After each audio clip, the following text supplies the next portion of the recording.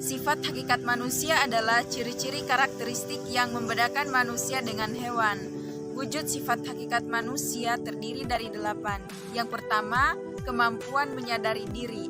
Maksudnya adalah dengan adanya kemampuan menyadari diri, maka manusia akan sadar bahwa ia mempunyai ciri atau karakteristik diri. Yang kedua, kemampuan bereksistensi. Maksudnya, manusia itu sadar atau mempunyai kemampuan untuk mempertahankan dirinya sebagai manusia. Yang ketiga, pemilihan kata hati atau intuisi. Intuisi di sini merupakan anugerah dari Allah Subhanahu wa taala yang diberikan kepada manusia pada usia atau keadaan tertentu. Yang keempat adalah moral. Moral ini merupakan perilaku yang dituntun oleh kata hati. Yang kelima, kemampuan bertanggung jawab. Nah, pada kemampuan bertanggung jawab ini ada beberapa hal yang saling berkaitan. Di antaranya yang pertama adalah kata hati, yang kedua moral, dan yang ketiga adalah tanggung jawab. Mengapa saya mengatakan seperti itu? Karena kata hati ini merupakan pedoman. Moral merupakan perilaku yang dituntun oleh kata hati, dan tanggung jawab ini merupakan kesediaan untuk menerima konsekuensi dari perbuatan. Kemudian yang kelima, rasa kebebasan. Rasa kebebasan di sini maksudnya adalah bebas dari segala sesuatu, akan tetapi masih dalam kodrat manusia atau sesuai dengan kodrat manusia. Yang ketujuh adalah kemampuan memahami atau menyadari hak dan kewajiban. Hak ini merupakan sesuatu yang harus diterima dan kewajiban merupakan sesuatu yang harus dilakukan. Dan yang terakhir adalah kemampuan menghayati kebahagiaan. Yang perlu kita pahami adalah bahwa kebahagiaan itu letaknya ada di hati. Ketika manusia mampu mensyukuri dan menyadari bahwa kebahagiaan itu yang diberikan atau telah diberikan oleh Allah Subhanahu wa taala yang ditancapkan di dalam hati setiap manusia.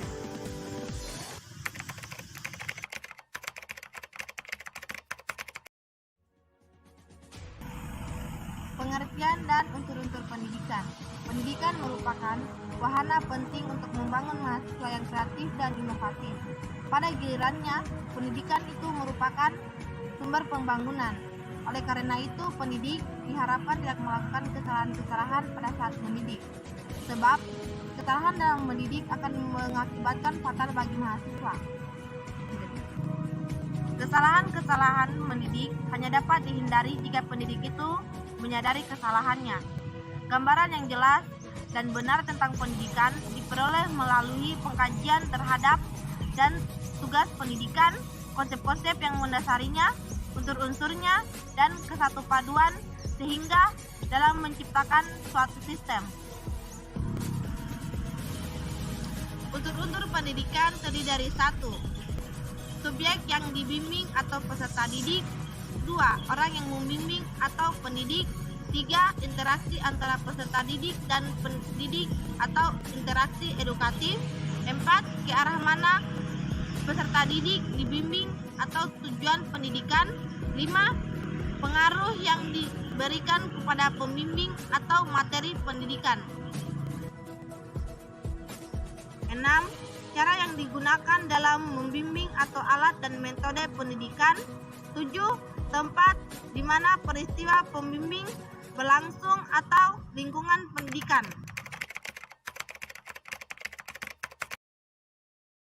Saya akan memaparkan materi 3, yaitu landasan dan asas-asas pendidikan serta penerapannya.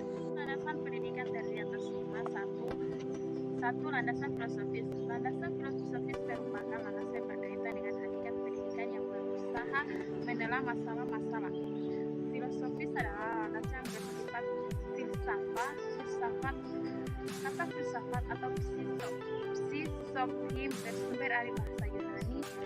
Philen berarti mencintai dan sophis berarti hikmat. Arif atau bijaksana. Landasan sosiologis. Manusia selalu hidup berkelompok, sesuatu yang juga terdapat pada makhluk hidup lainnya, yakni hewan. Kegiatan pendidikan merupakan suatu proses interaksi antara dua individu yang dengan sengaja dibentuk oleh masyarakat. Sosiologi pendidikan merupakan hal ilmiah tentang proses sosial dan pola-pola interaksi sosial. Pendidikan meliputi 4 bidang, yaitu 1. Hubungan sistem pendidikan dengan aspek masyarakat lain, 2. Hubungan kemanusiaan di sekolah, 3. Pengaruh sekolah pada anggotanya, 4. Sekolah dengan komunitas yang mempelajari pola interaksi antara sekolah dan kelompok sosial lain di dalam komunitasnya. Landasan kultural, kebudayaan sebagai dasar dan karya manusia beserta hasil buah dan karya itu akan selalu terkait dengan pendidikan. Utamanya belajar kebudayaan dalam arti luas tersebut dapat berwujud 3, yaitu ideal seperti ide, gagasan, nilai, dan sebagainya. 2. Kelakuan berpola dari manusia dalam masyarakat. 3. Fisik, yakni beda hasil karya manusia. 4. Landasan psikologis. Pendidikan selalu melibatkan aspek kejiwaan manusia, sehingga landasan psikologis merupakan salah satu landasan yang penting dalam bidang pendidikan. Landasan ilmiah dan teknik. Pendidikan serta iptek mempunyai kaitan yang sangat erat seperti diketahui iptek menjadi bagian utama dalam proses pengajaran. Dengan kata lain, pendidikan berperan penting dalam pewarisan dan pengembangan iptek. Dari sisi lain, setiap pengembangan iptek harus segera diakomodasi oleh pendidikan, yakni dengan segera memasukkan hasil pengembangan iptek itu ke dalam sisi bahan pelajaran. Asas pokok pendidikan. Asas pendidikan merupakan suatu kebenaran yang menjadi dasar atau tumpuan berpikir baik pada tahap perancangan maupun pelaksanaan pendidikan. Pendidikan terdiri atas 3. 1. Asas Tuturi Handayani. Asas Tuturi Handayani yang kini menjadi semboyan dia menyebut pada awalnya merupakan salah satu dari asas 1922, yakni 7 buah asas dari Perguruan Nasional Taman Siswa, atau didirikan 3 Juli 1922 sebagai asas pertama. Tuturi Handayani merupakan inti dari sistem among dari perguruan itu. Asas ataupun semboyan Tuturi Handayani yang dikumandangkan oleh Ki Hajar Dewantara itu dapat tanggapan positif dari Dr.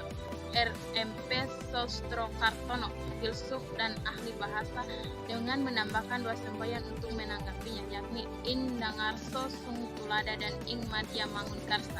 Belajar sepanjang hayat. Asas belajar sepanjang hayat atau lifelong learning merupakan sudut pandang dari sisi lain terhadap pendidikan seumur hidup atau lifelong education. Ya, asas kemandirian dalam belajar. Perwujudan asas kemandirian dalam belajar akan menempatkan guru dalam penanggaman sebagai fasilitator dan motivator, di samping peran-peran lainnya, informator, organisator, dan sebagainya. Sebagai fasilitator, guru diharapkan menyediakan dan mengatur berbagai sumber belajar sedemikian sehingga memudahkan peserta didik berinteraksi dengan sumber-sumber tersebut. Sedangkan sebagai motivator, guru mengupayakan timbulnya prakarsa peserta didik untuk memanfaatkan sumber belajar itu.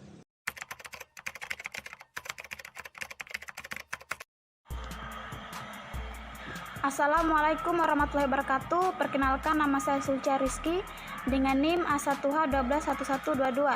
Di sini saya akan menjelaskan materi bab 4, yaitu tentang perkiraan dan antisipasi terhadap masyarakat masa depan.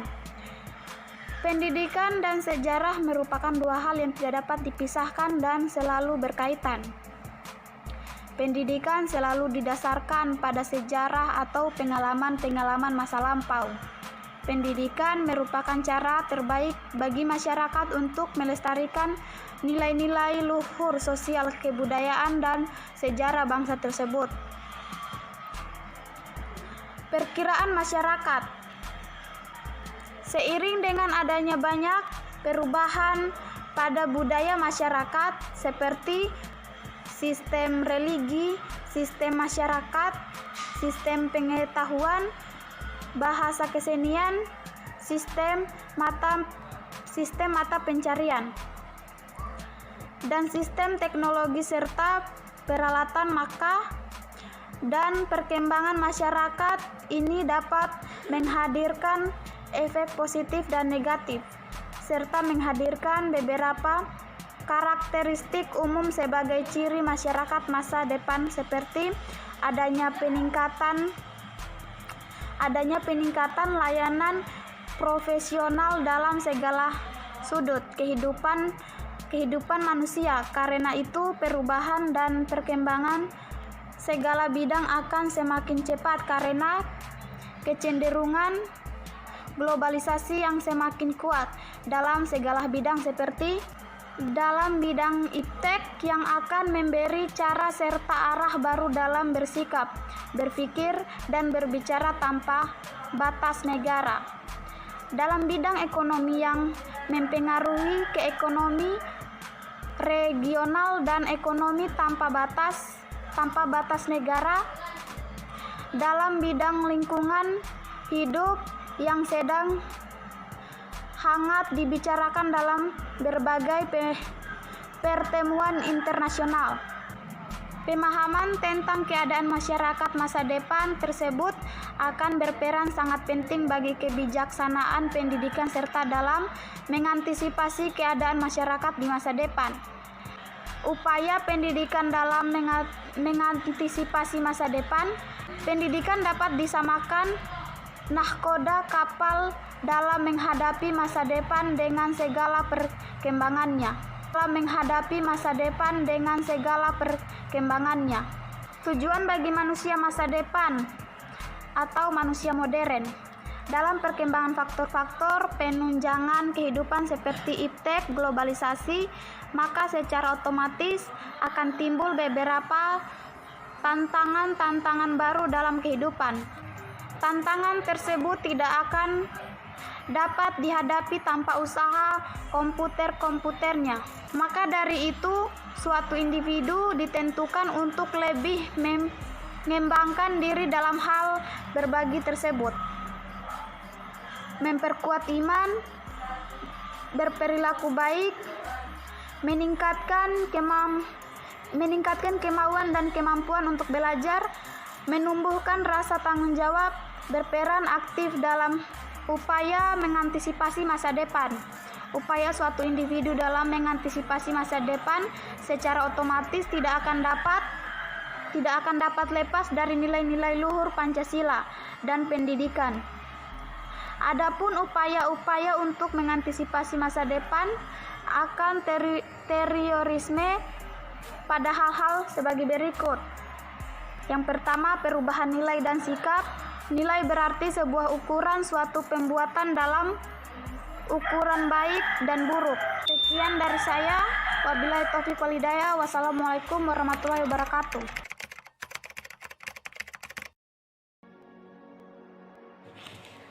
Baik, Assalamualaikum warahmatullahi wabarakatuh.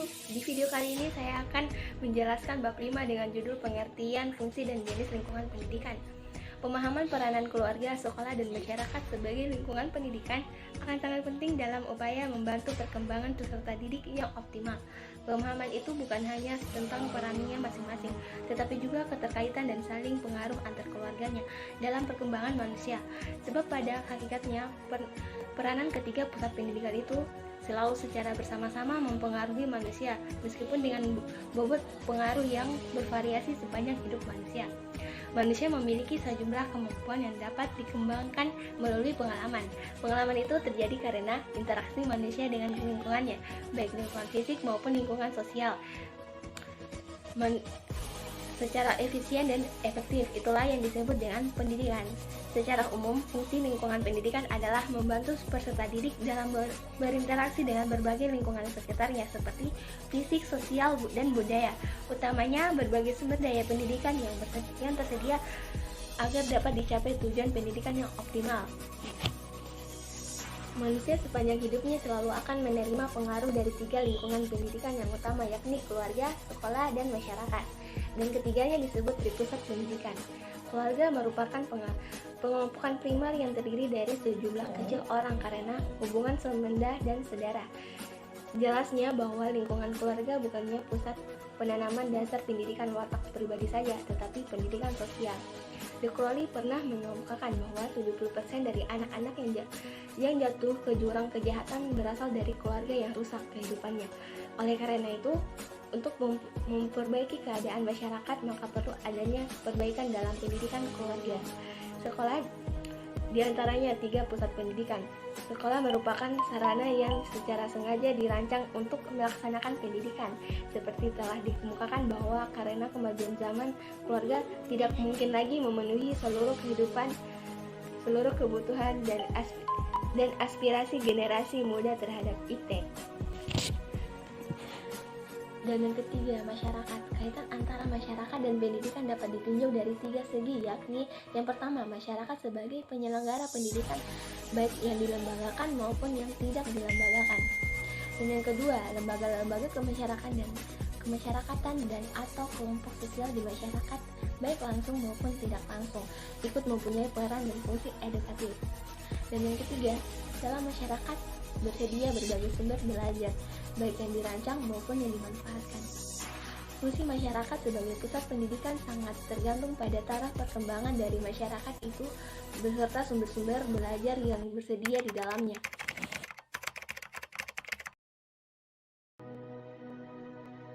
Baik, saya di sini akan menjelaskan bab 6 mengenai aliran-aliran pendidikan.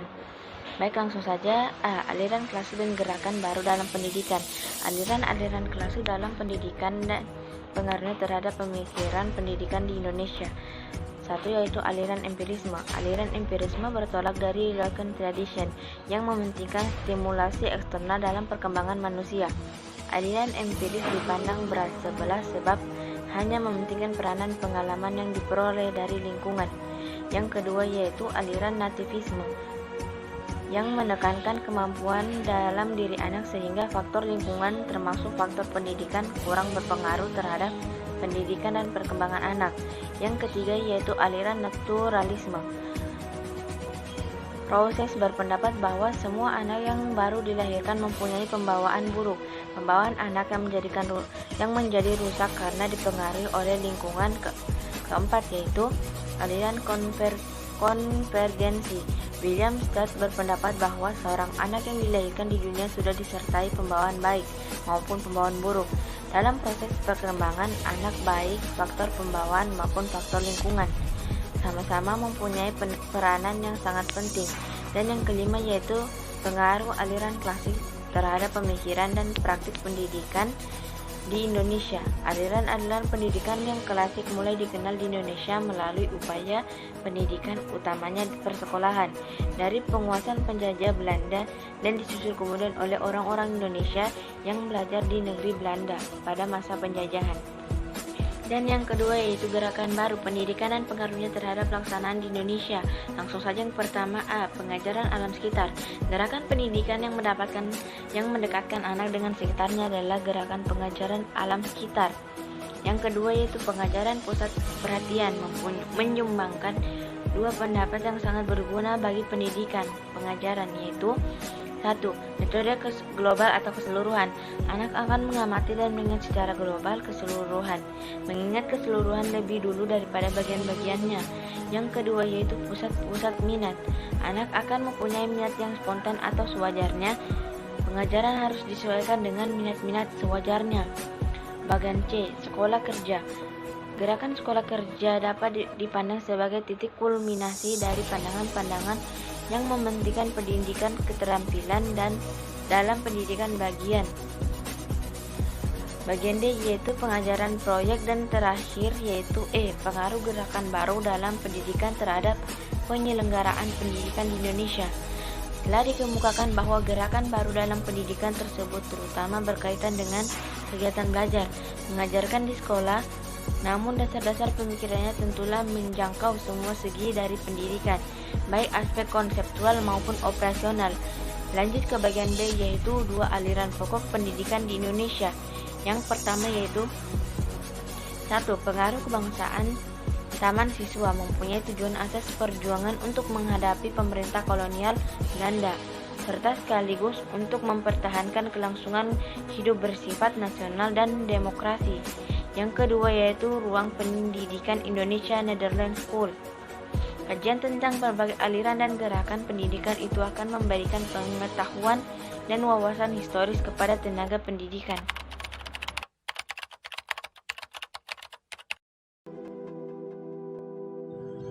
Permasalahan pokok pendidikan dan penanggulangan. sistem pendidikan menjadi bagian yang tak terpisahkan dari kehidupan sosial, budaya, dan masyarakat sebagai suprasistem, yang dimana sistem pendidikan menjadi bagian yang menciptakan adanya kondisi sedemikian rupa sehingga permasalahan inter sistem pendidikan tersebut menjadi sangat kompleks. Berdasarkan kenyataan tersebut, maka penanggulangan masalah pendidikan juga sangat kompleks, yaitu menyangkut banyak komponen dan melibatkan banyak pihak. Jenis permasalahan pokok pendidikan yaitu masalah pemerataan pendidikan, masalah mutu pendidikan, masalah efisiensi pendidikan, dan masalah relevansi pendidikan. Faktor-faktor yang mempengaruhi berkembangnya masalah pendidikan yaitu berkembangnya iptek dan seni, laju pertumbuhan penduduk, aspirasi masyarakat, dan keterbelakangan budaya dan sarana kehidupan. Permasalahan aktual pendidikan dan penanggulangannya yaitu masalah keutuhan pencapaian sasaran, masalah kurikulum, masalah peran guru, dan masalah pendidikan dasar 9 tahun. Upaya penanggulangannya yaitu pendidikan efektif perlu ditingkatkan secara terprogram. Upaya penanggulangannya, pendidikan efektif perlu ditingkatkan secara terprogram, tidak cukup berlangsung hanya secara insidental. Pelaksanaan ko dan ekstrakurikuler dikerjakan dengan penuh kesungguhan dan hasilnya diperhitungkan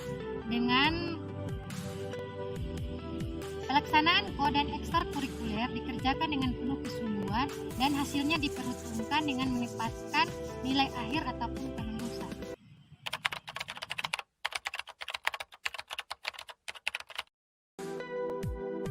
Di sini saya akan melanjutkan materi dari teman saya sebelumnya. Saya akan membahas sistem pendidikan nasional. Untuk pendidikan nasional merupakan upaya terancana dan mewujudkan proses dan suasana pembelajaran supaya pembelajaran aktif dan mengembangkan potensi. Dari sistem pendidikan nasional berfungsinya yaitu yang pertama mengembangkan kemampuan dan yang kedua bentuk karakter. Lalu di jenjang nasional ini dibagi menjadi 3 menurut Undang-Undang Nomor 20 Tahun 2003 Pasal 1 Ayat 8 yaitu pertama pendidikan, yang kedua pendidikan menengah, dan yang ketiga pendidikan tinggi.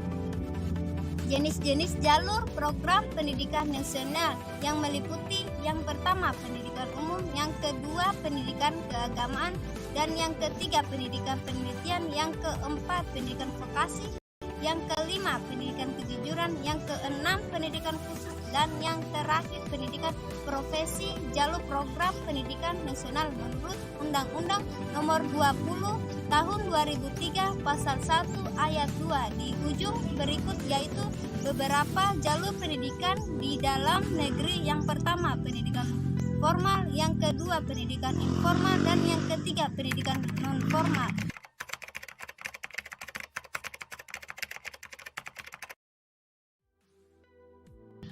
Di sini saya akan menjelaskan materi bab 9, yaitu pendidikan dan pembangunan. Esensi pendidikan dan pembangunan serta titik temunya. Menurut paham umum, kata pembangunan lazimnya diasosiasikan dengan pembangunan ekonomi dan industri, yang selanjutnya diasosiasikan dengan dibangunnya pabrik-pabrik, jalanan, jembatan, sampai kepada pelabuhan, alat-alat transportasi, komunikasi, dan sejenisnya. Sedangkan hal yang mengenai sumber daya manusia tidak secara langsung terlihat sebagai sasaran pembicaraan. Seperti yang dinyatakan dalam GBHN, hakikat pembangunan nasional adalah pembangunan manusia Indonesia. Pernyataan tersebut dapat diartikan bahwa yang menjadi tujuan akhir pembangunan adalah manusianya, yaitu dapat dipenuhi hajat hidup, jasmaniah dan rohaniah sebagai makhluk individu, makhluk sosial, dan makhluk religius, agar dengan demikian dapat meningkatkan martabatnya selaku makhluk. Fuad Hasan menyatakan manusia adalah makhluk yang terlentang antara potensi dengan aktualisasi. Manusia dan citranya, Juni 1985.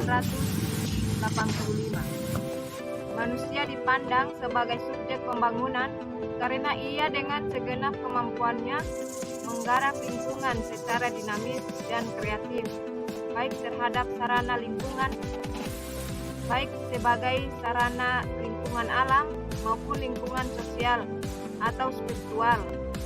Jadi, pendidikan mengarah ke dalam diri manusia, sedang pembangunan mengarah keluar, yaitu ke lingkungan sekitar manusia. Jika pendidikan dan pembangunan dilihat sebagai suatu garis proses, maka keduanya merupakan suatu garis yang terletak kontinu yang saling mengisi. Sekian dan terima kasih.